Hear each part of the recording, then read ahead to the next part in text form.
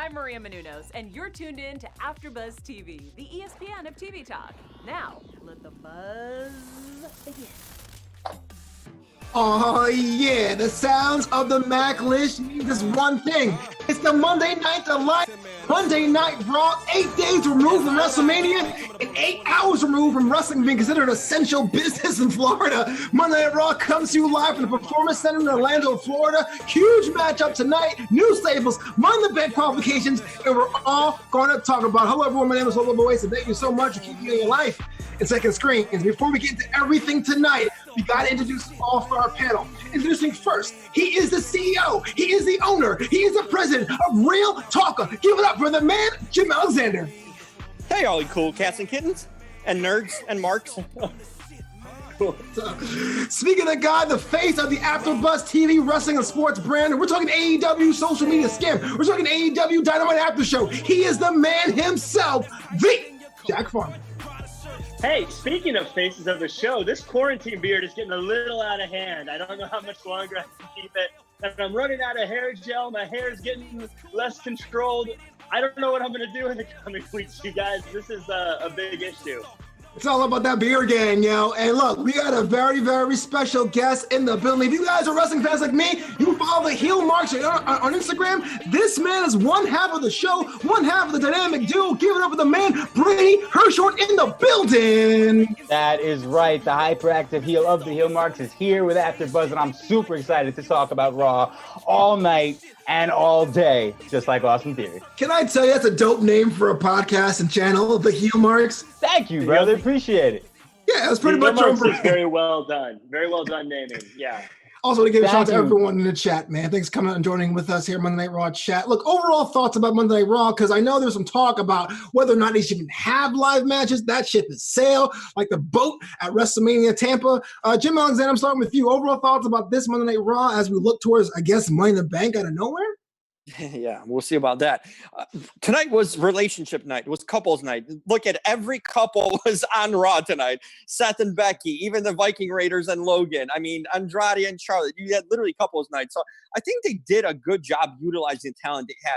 I mean, credit to Andrade, Zelina, Austin Theory, and my boy Garza. I mean, they better get paid overtime today because they were literally out every segment throughout the night. I mean, they put in work tonight. Get paid by the segment? I love it. Yeah, pay them by the segment because they're really putting in work. But I thought it was a solid show. It felt the closest to a real live show, and pun intended, whatever you want to say, as we had without any, rewinds of any matches or any sort of, here's WrestleMania from 10 years ago. Like this actually felt like a real show for once.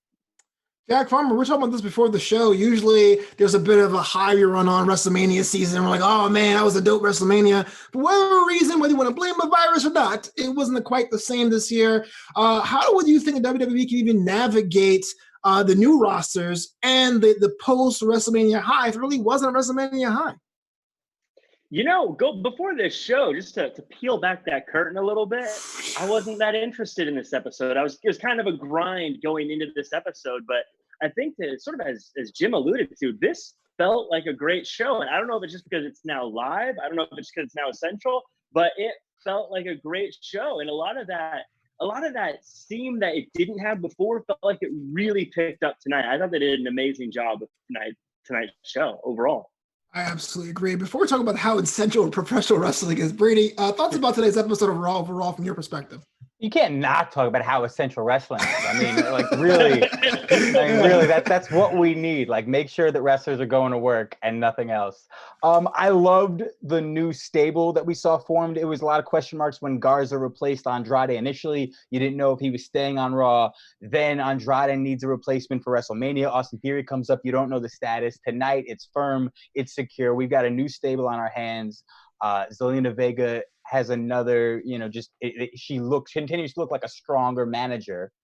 I don't really know the full benefit to them going live again without a live crowd, though. We saw with the Sarah Logan match, not to jump ahead, but there was a big botch with the announcer clearly not knowing what was happening, to the point where we had to wait till after the commercial break to find out that Shayna Baszler was in fact advancing. That seems avoidable if you tape the show. Yeah, let's talk about these first. So Money in the Bank is like, what, 3 weeks away, and we have qualifying matches, which is kind of exciting, with a new theme song from the one that they did last year. Like, I'm all damming out to it. 3 matches announced: Asuka versus Ruby Riott, Sarah Logan versus Shayna Baszler, and Kairi Sane versus Nia Jax. On paper, totally lopsided, and in practice, totally lopsided. But the first match of the 3, Asuka versus Ruby Riott. I want your thoughts about this one, Jim Alexander, because I know how much you love Ruby, and she should be in the King's Court, but she's not. Yeah. She was brought back as like the person that was injured, and she had this whole Riot kind of like look and feel, but she's not really doing much, and Asuka made quick work of her, right? Right, and it's an absolute sham. My girl, Liv Morgan, stayed at the King's Court last week and couldn't make it to Raw tonight because they had to replace her with Ruby Riott. Listen, I mean, this was clear. As soon as you saw the tagline of who's going to be wrestling tonight in the qualifying match, you knew those 3 were going over, right? It's going to be Nia. What, you think anyone else had a chance? Hey, man, I don't know. Anything could happen on Monday Night Raw. I'm just curious. I mean, I like Asuka continuing being elevated. The thing is with me right now is Kairi Sane's become more of a lackey for her, not a partner. I mean, Asuka is definitely elevated, and she's the one being pushed, and Kairi Sane isn't. And she got basically kind of squashed in her match versus Nia Jax, right? So I like who advanced here. I'm glad they're making Asuka look strong again and have her advance in this match, but this was a given. I mean, as given it gets. For me, the bigger question was, wouldn't you rather feature other talents like a Liv Morgan instead of a Ruby Riott that there's no plans for, or Sarah Morgan there's no plans for? Feature some of the other talents, a Natty that weren't there tonight that could have at least give a more suspense during the night.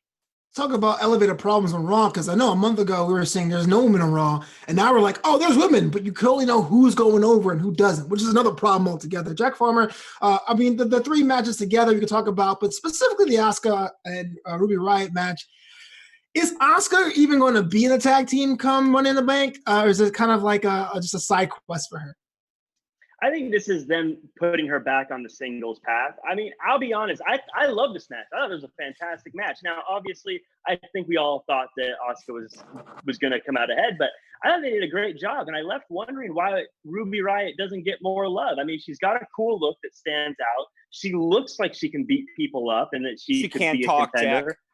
She can't talk. I mean, this might surprise you, but Kairi Sane has some trouble cutting promos these days too. The point is, like, she's better than Ruby. Push her. Why not push her? I mean, even if she's doing just. I mean, you had mentioned Jim earlier. People like Natty. Do we really think Natty would win that match? No. At least Ruby Riott looks interesting, and if you're someone who watches, you look at her and you immediately go, "Oh, that's someone I either like or don't like." And I think she has a look. No, it's someone you don't care about because well, you don't care, but I think there's people who who cares about Ruby Riott? Like her. Literally, who cares about Ruby Riott? I mean, oh my God! I do not care about Ruby Riott. Check yourself. Wreck yourself. I think she's great. I think they should use her more. I thought this was match of the night, personally. Oh, really? I don't agree with that at all. Wow. Brady, you talked about this match first. Yeah. Ruby Riott. I liked this match for what it was. Like you said, it was, and for all the Money in the Bank matches. And honestly, I don't know if I disagree for the men's matches that we know are happening next week. It does seem fairly predictable. We knew going in what we were going to get. And I do wish they were able to use Ruby Riott a different way. But right now, the way things are and them kind of working with everything they have, I don't mind it. Asuka has gotten herself white hot all over again. And I'm kind of sad to see, and I once again, I'm jumping ahead, but Shayna Baszler advance as well, because I would love to see Asuka go in as the odds-on favorite for Money in the Bank. I'd love to see them just put that rocket on her, let her have the briefcase for a year, because her character is shining, her in-ring skills are on point, like just she's got it all, and it looks like the perfect storm is building up for Asuka all over again. I'd like to see them not mess it up this time around. So you mentioned Shayna Baszler. Let's talk about this match now. Shayna Baszler against Sarah Logan. Unfortunately, Sarah Logan is one of those talents that on paper would be great in an alternate universe, but going against a submission magician, the ace of spades, there was no chance of her going to win this match. What I don't quite understand is this. Shayna Baszler incapacitated Sarah Logan, and I guess there's no authority figure to say, okay, go ahead. Like, what's to stop me from beating someone with a brick in a leg in a match to advance in a tournament? So I'm kind of confused about that one. What do you think? Yeah, it's confusing. I thought the whole – I'm sorry. No, go ahead, Brady. I thought the whole thing was super weird, and the whole thing just came out like a cluster F. It was just, I didn't understand why Shayna Baszler looked so frustrated. It looked like she had been disqualified, but that didn't make sense. But then the commentary was so calm and saying, oh, it looks like they made a mistake, didn't they? And then they explained it. Just, there were so many different ways that this seemed confusing to me. Jim. Oh, I mean, no matter what, we just knew Baszler's going over, right? Whether it's a late announcement, early announcement, whatever it is, there's no way you can have Sarah Logan go over. I think it actually was a good way of doing it because it adds credibility to her destructive character that just destroys everything without mercy, right? So this means that she will. What it does, it means. I agree with you, Jim, but it's the way she did it. Because like now you have Sarah Logan crying in the middle of the ring. It's like, well, okay, like so you destroyed that character. If she tapped out or passed out, I'm down with that. Or even it snapped. Let her cry. That's actually by a strike. Better visual. Okay. That was a better visual. She made her cry. Okay.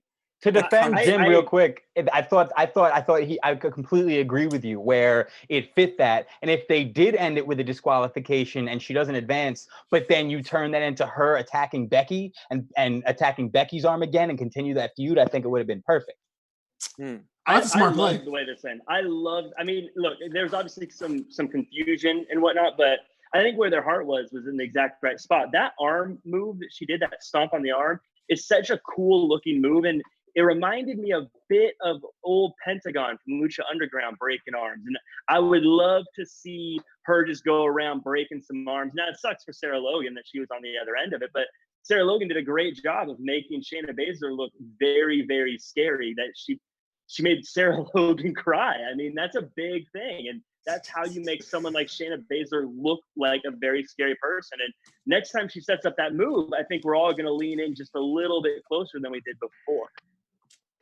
Final thoughts about this match, even before the match started. Shayna Baszler got interviewed about the comments Ronda Rousey made over the weekend about saying, this is all fake. Jim Alexander, you saw Shayna's go and didn't even answer, didn't respond. Do you think Ronda's working the boys, or is it really just WWE just calling the elephant in the room? I've wavered on this because initially I thought she wasn't. Because she's proven by her actions, right? She hasn't returned. She hasn't spoken about WWE until now. She was on a podcast. I don't know if she plotted with Steve-O to, hey, ask me WWE question. I doubt it. He probably just brought it up. So I thought it was genuine. And then I think she played along with it. So once it started becoming a big story and people started chiming in and wrestlers started chiming in, I think Ronda started ramping it up and starting to make it a work, out of it. But I think initially the first comments from the podcast, I thought they were legit and she probably meant them. And everything else is probably just a work at this point because she's getting attention for it. What's real, what's fake, right? I assume it's all a work. It's wrestling. Everything's a work. Everything's a work. I assume everything's fake. Everything's a work. I think everything was planned. Whether or not it was, though, I felt like they missed an opportunity. Shayna should have said something about it. Even if I think she should have been like, yeah, being a cage fighter makes me tougher than all you guys. I think it would have been great for her. I don't think it would have taken anything away from Ronda if it is something building up till later. So I thought that was kind of a missed point, but maybe they're just trying to make Shayna sort of I say nothing and I just wreck people. But I thought that was kind of a missed opportunity for them. I think she should have doubled down on what Ronda Rousey said. Double down. Brady, we thought think about Shayna Baszler and her comments with Ronda Rousey. I think that's a good call by Jack, actually. I do understand they wanted Shayna to be the silent killer. They want to limit her words. I think this is 100% a work. I think it was from the start. Would I have felt so strongly about it being a work if we didn't hear everything recently about Tito Ortiz sending that picture out of Ronda with WWE and then Vince getting upset because no one was supposed to know? Maybe not. But because we know that, because we read all that, where there's smoke, there's fire. And then tonight, when you say Ronda Rousey's name, you point anyone who did not read her tweets and did not hear her comments, you now point them in that direction. Return confirmed. Return confirmed. Day after Easter. Speaking of people of being full of no words, Kairi saying a match against Nia Jax didn't really last for as long as I thought it would be. Nia Jax is returning, so I wouldn't see why she wouldn't have won this match, and Kairi's lost her last 3 on televised matches. But I felt kind of difficult of who to root for here. I like to see Kairi Sane. I think she had a tremendous upside, but you can't bring Nia Jax to not be involved in this matchup. Jack Farmer, start with you because you're a big Nia Jax fan. Thoughts about the match and her prospects of being in the women's in the big ladder match? I'm not a big Nia Jax fan. I think she fills the role of the giant, that I think is good to have in any division. But outside of that, I don't really. I'm not really into her. There's not a thing about her besides being big that I go, oh man, she's so like that's her thing. It's just she's big. She's not like most girls, man. Come on. That's a good thing. So I wanted Kairi Sane to win. I was just all in on Kairi Sane. That I knew she.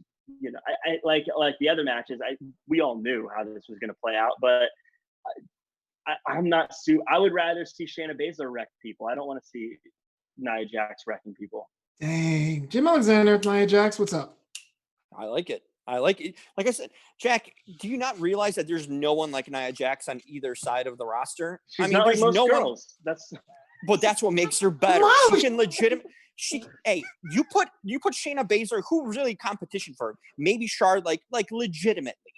I would think that Nia Jax would be the one that you could be like, oh, she could take her out possibly. Like she's got power, man. Like that girl is not to be messed with. That's what I like about Nia Jax. You put her with anyone and she's got a legitimate chance of winning and the believability of it. And her return now, I hope they book her strong and continue doing that because she could be a dominant force on this roster. Like when she debuted before she started kind of turning face and all that, her as a heel and just running over the division, who can stop her? Really? I mean, that is a good way to build it. I hope they continue building her. If it wasn't Baszler right now, they're kind of making her mark and they're trying to elevate, it would be Nia Jax. That would be the kind of the comeback that's wrecking everyone that no one could stop. I like what they're doing. I hope continue to do that with her. Brady, are you buying Nia Jax merch next week? I'm not buying Nia Jax merch next week. I'm not. I'm gonna spend all that money on toilet paper. That's my TP money. With Nia Jax, I know last week I heard you guys talking about why the internet response didn't really seem to be positive. No one really seems to be happy Nia Jax is back, and I kind of feel like that's because while in the women's division she stands out and she's the powerhouse, nobody can stop. We see a lot of people, like you guys say, there's no one like her. But the truth is, you look at people that are shaped like her and big like her, like a Hanson or an Eric or an Otis, Tucker. All these people can fly, can move. They can do a lot of things that people their size should be able to do. Nia Jax does everything that people her size should be able to do. She squashes bugs. So as a character, I value that. Going into the Money in the Bank ladder match, I think it would be more compelling to see Kairi Sane and Asuka both in there and see if that, see what happens. And also just see what those two would do in a ladder match. In a ladder match, Nia Jax doesn't excite me that much. But it's about the long term. It's who's more bankable. Kairi Sane is already, we've proven to be, she's a glorified manager right now, okay? And that her stock is trending downwards really quick. Nia Jax is box office potentially if they book her right. And the reason she didn't get that publicity and all these marks are hating on is because they didn't do a proper promo. They didn't stretch it out. They didn't hype up her return. They just threw her out there. It was just kind of like nothing. They didn't really show the value of her returning. Sure. What's your favorite Nia Jax promo? I think she did great work. Got him. Hey, listen. What the hell, guy? Listen, she did great work. Right, because she can't talk on the microphone. And hey, she did. He's got you there, man. He's got you there, dude. Hot garbage. Okay, Ruby Riott can't even talk to if she was alone to a mirror. Okay, we're talking about Nia Jax. Look at the angle she ran with Alexa Bliss. I mean, she showed personality. She showed a lot in that angle. She was a lot on the mic. She was doing a lot of talking. Her character doesn't need to talk, and they didn't have her talking for the first year of her run, really, at all. So we're talking about someone that doesn't need to talk because her size sells herself. But if she's placed in an angle where she was with Alexa, where she's kind of playing a face potentially or whatnot, she can talk. She can carry it over as much as she needs to. Okay, she's not a great talker, but she's a credible enough talker to get her through. Okay, she doesn't need to talk. I know. Ruby Riott's got nothing else. I'm sure I'm tired with this topic, but I used to be a Nia Jax fan, and I got off that bus with that storyline with Alexa Bliss because she was face and doing the whole body positive thing, and then literally the next month after winning the title, she became a bully to Alexa, and I was like, well, I felt that whole character was sold out, so it's taken me a while to get used to it. I'm assuming this is a new chapter, but that's the reason to pinpoint to put your point, Jim. I was like, nah, I'm good. But moving on, speaking of lovely ladies and matches, it's now time for the King's Court. Oh, that's right. No music. No music, bro. Hail Jim Alexander, the king of AfterBuzz. That's right. British. No fans in the audience. Sexier when you do I don't give a damn. I don't. It's. That was the best. You should do it like that every week. I probably should. Yeah. Include my Carol like Baskin. Yeah, I'll do a Carol Baskin version of it. Man, what is this? This is It's just for music. This is absolutely a disgrace to a king like me to play that garbage Mario music. Okay, no, turn this crap off. This is riding over my King's Court. Okay, this week's King's Court, my girl who couldn't make it to Raw tonight, Liv freaking Morgan, is in the King's Court at the top. Okay, we suspended Mandy Rose. She's not coming back until she leaves that fat ogre on the side and comes back to the King's Court where she belongs. We have new members right now. That chick Garza kissed with the camera. She's coming into the King's Court right now. She was working hard by the ring. The only one photographer in the entire building. Listen, that's good enough. That's good enough to come to the King's Court. We have Charlie Caruso with her curly wavy hair coming onto the King's Court. We have Lana coming in. We have Zelina Vega. Man, those outfits got her into the King's Court finally. And we of course have Diconics, because they can't get on TV. We don't know where they are because they're in the King's Court. So that's the King's Court this week. And ABC now turned ESPN Ashley. So we got plenty of room. Rusev's manning the door. You know, all the people who aren't getting over right now are manning the door. No one's getting in. So we're using sanitizer. We're using gloves, and we have face masks if needed. So we're all Wait, here's my question. Jim. Where is Nia Jax? Where is she in the King's Court? Hey, I need to know. Listen, Nia, we need someone that's imposing. So Nia's manning the door with Rusev right now, and we need people to not be able to get in. So Nia is playing an important, vital part in all of this. So speaking about vital parts, let's talk about Zelina Vega. Overnight having a small roster of individuals who won their matches. Well, in 2 out of 3 ain't bad. Austin Theory, the guy we thought was supposed to be a WrestleMania plug-in, is on the Raw roster, and he's going to be in the Money in the Bank qualifying match next week. It looks like people are saying it's a rip-off of The Shield, or Ingobernables, the United States, or Triple A. What is this group, and what do they mean? Brady, help me out here. I don't know what this group is. Whatever it is, I love it. I like it. As soon as they put their hands up and connected them, I knew there were going to be marks online comparing them to the Shield. That seemed inevitable. I don't get that comparison at all. I think this is cool. I love that just they're united in any way. When I saw Andrade wear a t-shirt, I was hoping it was like a new shirt of their stable with a name. It was not. I'll wait for it. I will wait for it. That's where my Nia Jax t-shirt money is going, to whatever t-shirt this stable puts out. I'm a big mark for stables. I think that when utilized, they have the power to just dominate a show. And we saw it happen tonight. I mean, when I was growing up, DX was my favorite stable. And you would tune into the show not to see one match or one segment, to watch them just continue to recur and take over the whole show. So watching these guys get pushed the way they did, it gets me excited. Jack Farmer, you're also a big fan of stables and factions. In fact, you had a whole show about it. What about the prospects of this? We have Andrade, who's established and the current United States champion. We have Angel Garza, who is fairly new, but I mean, he has a notch of wins in NXT UK. I'm sorry, in 205 Live. And in Austin Theory, someone who's fairly new, one of the most, evolved prodigies from Evolve. How are they working together? What are the prospects as a stable? Where are they ranked against Team Canada? Against Team Canada, no one compares to Team Canada. But this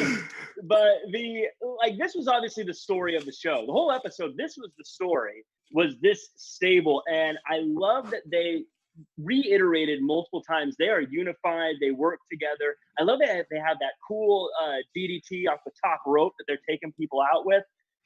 I think, before it was like Zelina was a manager with a few different people that she worked with.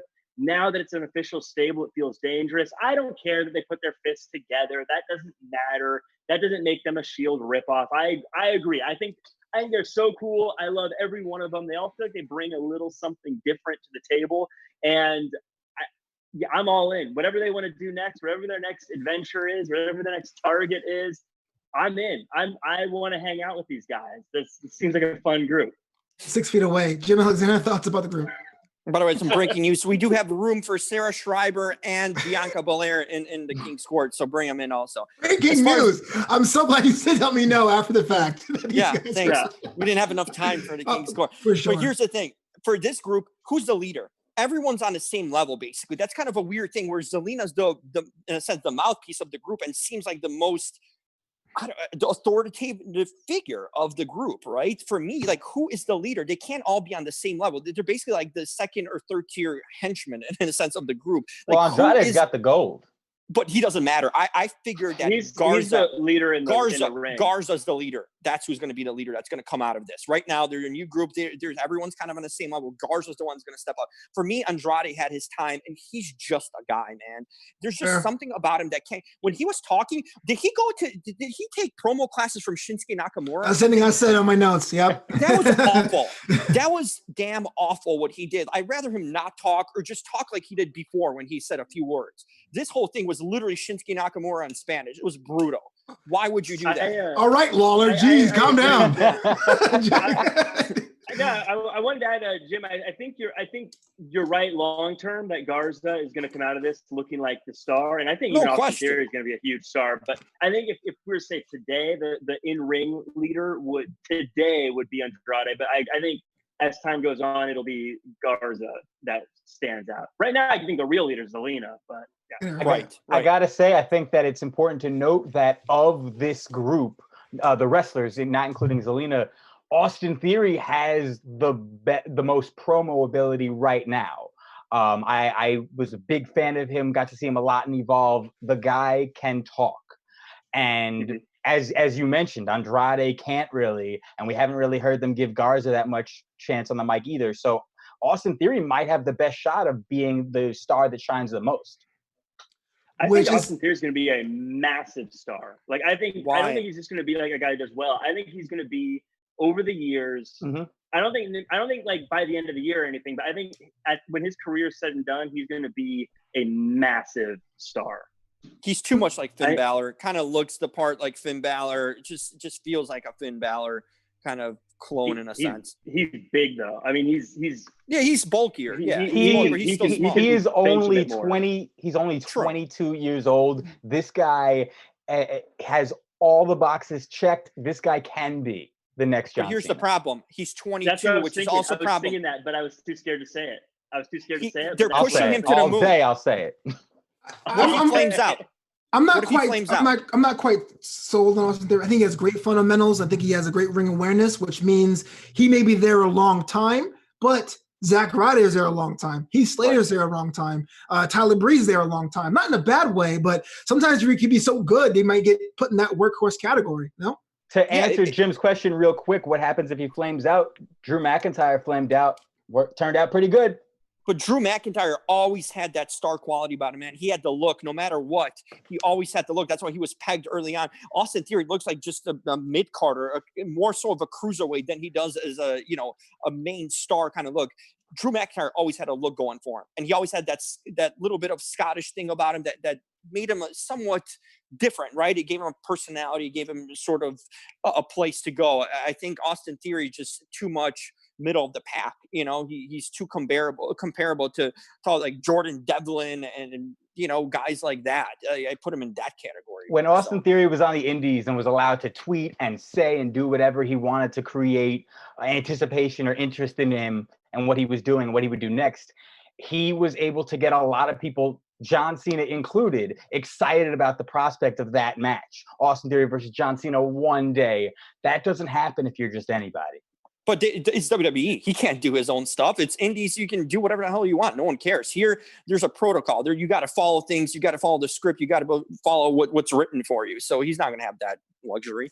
Let's talk about. I mean, he's been there only a few weeks, and he's basically hopscotch NXT and is now in the most promising stable on Raw right now. Talk to me in 3 months and let's see. 22. Can I just say that Jack Farmer used hopscotch in a sentence? That's pretty dope. Let's talk about this signing new tag team, Ricochet, Cedric Alexander. I have some ideas for team names, but they had a match against the Viking Raiders, which for a while there, I thought they were going to pretty much roll over the former War Raiders, but they actually, Viking Raiders actually got the win here. I am very, very high in this new tag team. Cedric Alexander and Ricochet are two guys with nothing to do. Putting them together sounds great, but is it kind of weird that their first match together as a unit, even in loss, came with the former Raw Tag Team Champions, Jack? You know, when this first happened, I was kind of bummed out because I love this tag team and I want to see them do big things. And so I was a little bummed out that they took an L to the Viking Raiders. But we always talk about how you have to build a division, and you can't just build a division by having new team skyrocket to the top, win the titles. I think this is their way of kind of building the foundation of a mid card to the tag team championships. And I think I don't know how far we want to go into that other stuff, but you know, it looks like we've got a match with the Street Profits down the road for the Viking Raiders. So I think it makes the Viking Raiders look good again and remind us that they are a big, mean, bruising tag team. So in the end, I thought it was a good showing for everyone, but I will admit, right afterwards, I was a little bummed out because I love Cedrico as a tag team. Cedrico, that's what you're calling it. So Brady, two parts question for you. One, was this match the most memeable match of the night? And two, what do you call Cedrico? What would be your tag name if you had to name something for Cedric and Ricochet? Well, when they first came out, I forget which of the three commentary people said it, but somebody said they ride together, they fly together.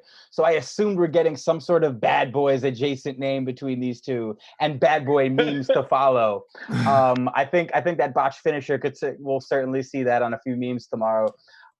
But as far as these guys on the tag team, I agree with everything Jack said. I love these guys as a tag team. The idea of them together after their friendship and history on the indies, it really excites me.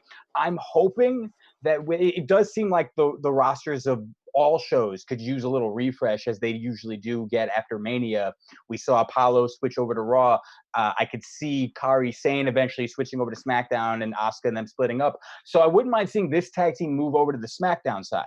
I think their skills and talents would be utilized a lot better with the teams they have over there. This, to me, kind of just screamed that Zack Ryder and Kurt Hawkins didn't want to come into work.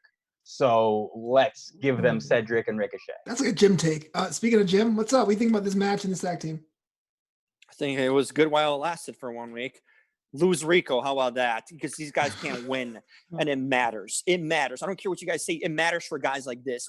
For Ricochet and Cedric Alexander, who haven't gotten over, who've just been fed to other guys, and there's been no direction for Ricochet for the last month or so since Super Showdown, even a little bit before.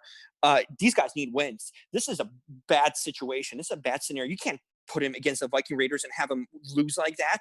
It doesn't matter. Oh, they're in a match with Viking Raiders. No, because they're going to lose. Unless they go over, that's the only thing that matters. These guys, they had a nice little win last week against who? Like nobodies. That's what I mean.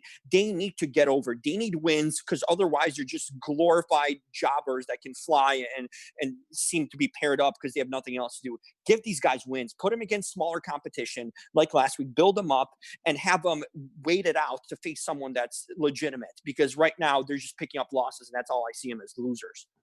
Well, it's my goal in life to be a glorified jobber. You guys are on the right path. So props to Cedric Alexander. Not goals to be. Yeah. No, I understand that. Like winning today would have been better. But again, the Viking Raiders, I think they need to win more. I mean, frankly, they've been invisible since losing the Raw Tag Team Championships. And with Bianca Belair appearing on today with Street Profits saying you got to get serious because the Viking Raiders always beat you. If the Viking Raiders lost, it'd have been like, if those clowns beat them, what about you, Angelo? Like, it'd have been weird. So I didn't really mind it as much.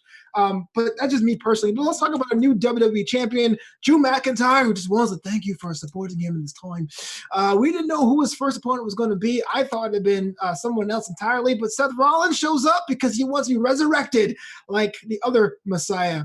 Here's a thought I have about this, Jack Farmer. I guess it makes sense. Money in the Bank's in 3 weeks. Why not give Seth Rollins a rub? But is it too soon to put Seth Rollins at the end of the card?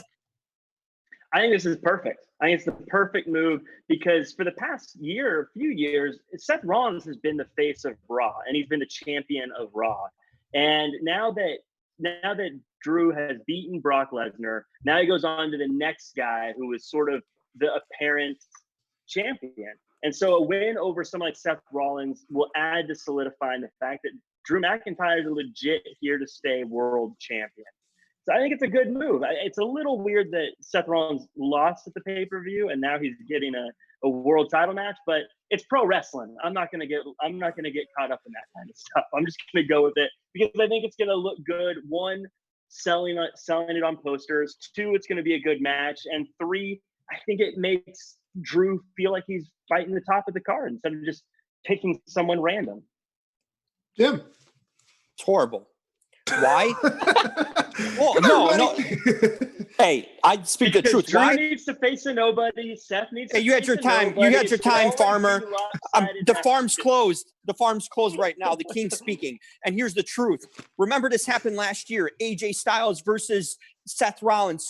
Bring him over from the roster. First feud right away. They didn't wait for SummerSlam. They didn't wait for anything, and it flamed out. They threw him on a piece of crap pay-per-view that nothing happened between that. They couldn't build it up. They just threw it out there. They're doing the same thing right now.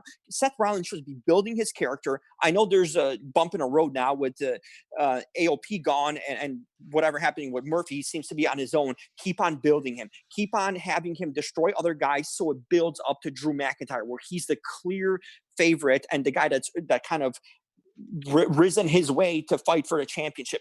Right now, this is cheap booking. This is quick and easy booking. This kind of feud, you're talking about the best heel on the roster. You want to build the best heel versus the best face to be something significant, a SummerSlam, a big pay-per-view, not some irrelevant pay-per-view or match that's going to come up. They just love jumping the gun, always on the dream kind of biggest matchup. Give it to us right away. Don't build much of it, and then you're stuck looking for stuff because you have no legitimate thing to build up to you. Horrible move. Ooh, horrible move, is it, Brady? So who's he going against then? Who's the guy? Why not Andrade? He could have feuded with Andrade for a little bit for the next until the next. They're both heels. Hold your eyes for that. They're both heels. What the hell? Here's the thing. They have a history. No, I'm talking about Drew McIntyre, not. Okay, gotcha. Andrade. They actually could have rolled that out to Money in the Bank as that a feud. That Hold on, could have Brady. been a good feud. But. Oh, I was just going to say, I actually agree with everything Jim's saying now. I agree with nothing he said before this, but I agree with everything he just said about, like, I was actually really upset to learn that they were building up this stable for the Andrade Drew match at the end of the night because we kind of all knew how that was going to turn out. I was crossing my fingers that the stable would just say, screw the match, attack him mid-match, and we'd have the stable looking strong and then build to an Andrade McIntyre feud match down the line. But so I would have been okay with that. Given that we're not going that route, I loved this. Before I continue, Flobo, real question. You said it was you thought it was going to be someone else. Did you think it was going to be AJ Styles? I thought so. I mean, he needs somewhere to go. That's he's dead. Right. What's death in wrestling, bro? Everyone said he's dead. Am I the only one that thought that ending shot was of him pulling like a super shredder and like climbing out of the grave? Everyone says that I'm wrong online, but I'm the only one that thought that was like him coming out. Like I was waiting for him to throw the too sweet up. Like I was like, oh, AJ's alive. There he is. Zombie so great if he's too sweeted. That's what I was waiting for. Just like it was the slow too sweet, and Undertaker dives off. And we're like, okay, he's still back. Wrestling's off the rails. but since they're not going that route, I think this was perfect for the sole reason that ask me next week when we see Kevin Owens return, if that happens, because right now Kevin Owens is the only guy that can say anything about this. Kevin Owens is the guy that has to say, wait a minute, I just beat this man. I beat the hell out of him. I'm the guy that gets to face the champion. Absolutely. But from the booking perspective, the way I see it is just last week at WrestleMania, this guy basically had the 2020 big man equivalent of Chris Jericho. He beat Big Show and Brock Lesnar in an hour, you know? So you can't really follow that with building a feud with Andrade. The stable would be the only reason we buy into it. Right now, you kind of have to come at him guns blazing. And as you said, Seth is the best heel they have. So that's what you give your brand new big time Why? franchise And player then what? babyface. He's going to go backwards. He's going to go backwards, and he's going to start feuding mid carders. Then We That's not got a way to AJ. build a champion. We still got AJ. That's a But Jim, just earlier, You can't in this spoil it. just earlier in this very show, you talked about how Andrade was a nobody and not even the biggest name in his own. Well, he still got the title. How are we He's not. supposed to give him But a world here's the thing. championship shot? Farmer, he's got history with McIntyre. They could have written out that whole angle. Okay, that's good enough to get a few weeks worth of programming for now. And you just made Andrade look even weaker by just disposing of him for a one-night show, too, that he already is. If you're building a staple, at least make him look legitimate, right? You had a history, you had enough of history there, personal history, to write out a few weeks of storylines. And Zelina could have carried, but no, you got to feed Rollins, and now what? Now what? They're going to both flame out after this, and then what do you do with Rollins? What do you do with McIntyre? It's all going downwards then for them instead of building up. It's about building hype, not deflating it. They deflated it tonight. Also, if I can point out real quick, I'm so sorry just to cut in character-wise, this is exactly what Seth Rollins would do. Last week, he hung out and watched a tape of Big Show coming out with gear on. Why were you at WrestleMania with gear on? But okay, comes out, challenges Drew, and gets a title shot. So this is now what Seth's going to do. His rival Kevin's not there. So, okay, let me attack this man, because clearly that's how you get title shots now. So if you've got a champion who says, I'm a fighting champion, I'm going to get duped, well, let's dupe him. Also, another way to get title shots is win the Money in the Bank ladder match. 3 men's matches have already been announced. Rey Mysterio takes on Murphy. That's what he's hanging out with. Aleister Black takes on Austin Theory. So we don't know if Zelina Vega's going to turn on that group or Jordan Aleister or not. And also Apollo Crews takes on the ladder match legend MVP. I know we're a little short on time, but so I want to touch upon this as well, about your boy Bobby Lashley and Lana. So here's the deal. Last week, lost his match. He's kind of frustrated. I need a new management and new wife. And now in this match, he is apparently going against No Way Jose, which makes him the heel, but he's also yelling at Lana, but Lana's a heel. And so I'm watching a domestic violence case, and I don't know who to root for. Jim Alexander, this is your best pairing ever. Tell me what I should do. Listen, this is so much going on. There's so much meat and juice on this bone, because here's the thing. There's conflicting Bobby Lashley. Bobby Lashley's taking out jobbers. Then Bobby Lashley's turning barely heel. Then he's still a face because Lana's still. This is a build, slow burn. This is what I love. It's a slow burn of a demise of a marriage, okay? This could lead to anywhere. I feel like we are riding and we are growing with Bobby Lashley here and seeing a different side of him. Stop. What? No, we are. No, we're not growing with Bobby Lashley. We are. And Lana here has a lot to show too on this other end. We don't know what's going to happen with her. There's a lot of suspense here. I'm dying to find out what's going to happen. I got to give you credit where credit's due. And I know Rolando's here in the chat. He's going to give me crap for it. But Lana outacted Bobby Lashley, a trained professional wrestler, about how to emote. Because Bobby Lashley was like, I need a new wife. Shut up, woman. Like, come on. Bobby's Jack great. Farmer, help me out here. Jack. I've said it for weeks. I want Rusev and Lashley to form a tag team based on their bond of having both been with a terrible woman, and have it start off as awkward and weird, and have it end with them just being like, yeah, she was crazy. You're actually kind of cool. Let's work together.